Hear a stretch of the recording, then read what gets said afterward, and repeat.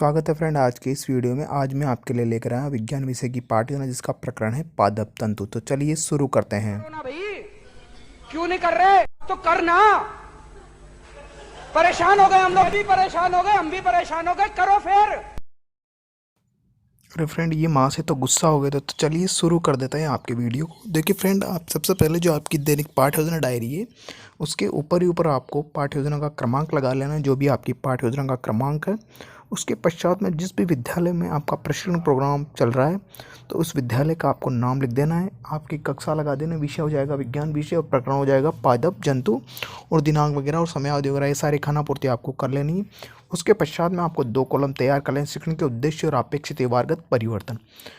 ये चीज़ें लिखने के पश्चात में एक इम्पोर्टेंट बात मैं आपको बता दूं, अब तक ने आपने हमारे चैनल को सब्सक्राइब नहीं किया तो प्लीज़ चैनल को सब्सक्राइब कर लीजिए ताकि बीएड संबंधित किसी भी प्रकार की आपको समस्या का सामना नहीं करना पड़े और हमारे वीडियो के नोटिफिकेशन आपको सबसे पहले प्राप्त हो सके और आपकी समस्या का समाधान सबसे पहले हो सके। तो देखिए, मैंने आपको जो 2 कॉलम लिखा है उसके अंदर पहला है शिक्षण का उद्देश्य और दूसरा अपेक्षित व्यवहारगत परिवर्तन। इसके अंदर देखिए, मैंने आपको ध्यानपूर्वक वो सभी चीज़ें लिखा दी है जो आपके लिए उपयोगी है। तो मैंने इसके अंदर 6 शिक्षण के उद्देश्य लिखा है और उससे संबंधित अपेक्षित व्यवहारगत परिवर्तन भी लिखा दिया। ध्यानपूर्वक आप इन सभी को कंप्लीट कर लीजिएगा।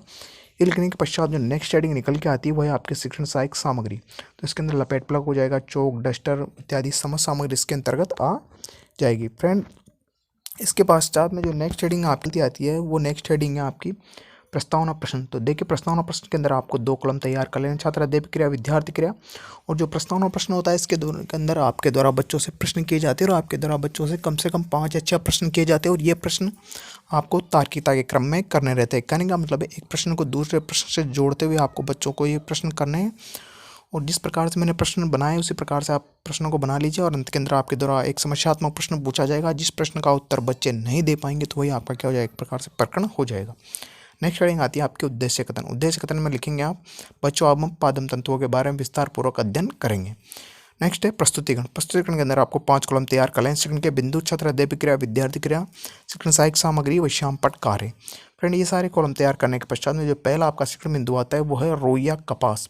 तो इससे संबंधित देखिए मैंने आपको विकासात्मक प्रश्न भी लिखा दिए और ध्यानपूर्वक इसका जो छात्र अध्यापक कथन है उस छात्र अध्यापक कथन को भी मैंने आपको लिखा दिया। इस प्रकार से वो सारी चीज़ें जो विद्यार्थी क्रिया वाले कॉलम के अंदर मैंने ध्यानपूर्वक सारी विधि हो जाएगी आपकी व्याख्यान विधि। और जो श्यामपट्ट कार्य है इसके श्यामपट्ट कार्य को आप कंप्लीट करने के लिए ब्लैक चार्ट लगा लीजिए। ब्लैक चार्ट लगा के जो मैंने छात्र अध्यापक कथन में जो संपूर्ण चीज़ें लिखा है उसमें से आप महत्वपूर्ण बिंदुओं को छांट लीजिए। उन महत्वपूर्ण बिंदुओं को आप इसके अंदर श्यामपट्ट कार्य के रूप में लिख लीजिएगा। नेक्स्ट जो हेडिंग है आपकी वो है आपके बोध प्रश्न। फ्रेंड, जो बोध प्रश्न होता है उसके बारे में आपको बता दूं, जो बोध प्रश्न होते हैं वो आपके द्वारा बच्चों से पूछे जाते हैं और इसलिए पूछे जाते हैं ताकि आपने जो विषय वस्तु बच्चों को पढ़ाए उसमें बच्चों का ध्यान एकाग्रचित होकर लगा रहे, ताकि बच्चे का ध्यान इधर उधर भंग नहीं हो। ये बोधात्मक प्रश्न भी आपके द्वारा बच्चों से पूछे जाते हैं। नेक्स्ट जो शिक्षण बिंदु आता है वो है आपका कपास ओटना। तो कपास ओटना संबंध देखे मैंने विकासात्मक प्रश्न लिखा है, जैसे कपास के बीज क्या कहलाते हैं, बच्चे होते हैं विनोला कहलाते हैं और विनोला को कपास कैसे प्राप्त होता है, बच्चे दोनों हाथों से उनका प्राप्त करते हैं। इस प्रकार से इन सारे प्रश्नों को आप लिख लीजिए, विधि हो जाएगी आपकी प्रश्नोत्तरी विधि। और छात्र अध्यापक कथन लिख लीजिए। जो मैंने चीज़ें लिखा है जैसे साधारणतया इन कपास बालों को कपास के अस्त्र चयन द्वारा प्राप्त किया जाता है, इसके पश्चात कपास के बीजों को कंकरण द्वारा पृथक किया जाता है। इस प्रक्रिया को कपास ओटना कहते हैं। पहले कपास हाथों से ओटी जाती थी। इस प्रकार से सारी छात्र अध्यापक क्रिया के अंदर संपूर्ण चीज़ें मैंने लिखा दी है। जो इसकी जो छात्र अध्यापक कथन है उसको भी आप कंप्लीट कर लीजिएगा और श्यामपट्ट कार्य भी इसका कंप्लीट कर लीजिए और बोधात्मक प्रश्न भी आप ध्यानपूर्वक लिख लीजिए। नेक्स्ट आता है इसका 3rd नंबर का बिंदु, वो है जूट या कपास। तो इसके देखिए विकासात्मक प्रश्न भी मैंने लिखा दिया है और छात्र अध्यापक कथन भी मैंने लिखा दिया। ध्यानपूर्वक आप इन सभी को लीजिए। मैंने पहले ही बता दिया किस प्रकार से आपको इन सारी चीज़ों को लिख लेना है, तो ध्यानपूर्वक आप इन सभी को कंप्लीट कर लीजिएगा। और जो श्यामपट्ट कार्य है उसको कंप्लीट करने का आप ब्लैक चार्ट लगा के उसके अंदर जो मैंने छात्र अध्यापक कथन में से जो महत्वपूर्ण बिंदु लिखाए हैं उन महत्वपूर्ण बिंदुओं को आप छांट लीजिए आपके हिसाब से और उन महत्वपूर्ण बिंदुओं को अपने हिसाब से श्यामपट्ट कार्य के रूप में आप लिख सकते हैं। ये चीज़ तो आप कर ही सकते हैं फ्रेंड।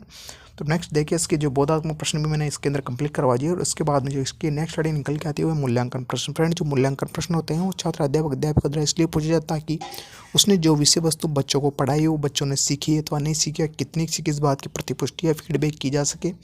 इस वजह से बोधात्मक या मूल्यांकन प्रश्न आपके द्वारा बच्चों से पूछे जाते हैं। और आप किसी प्रकार से बच्चों से प्रश्न तैयार कर सकते हैं, किसी प्रकार से उनसे प्रश्न पूछ सकते हैं। अंत के अंदर आप बच्चों को गृह कार्य दीजिए, गृह कार्य ऐसा दीजिए जिस घटना स्तर से आपने अध्ययन कार्य करवाया है। तो फ्रेंड, ये वीडियो आपको कैसा लगा? वीडियो अच्छा लगा हो तो प्लीज़ कमेंट बॉक्स में हमें जरूर बताएं, और वीडियो को लाइक करें, शेयर करें, और चैनल को सब्सक्राइब करना ना भूलें। अपने फ्रेंड वगैरह को भी शेयर करें।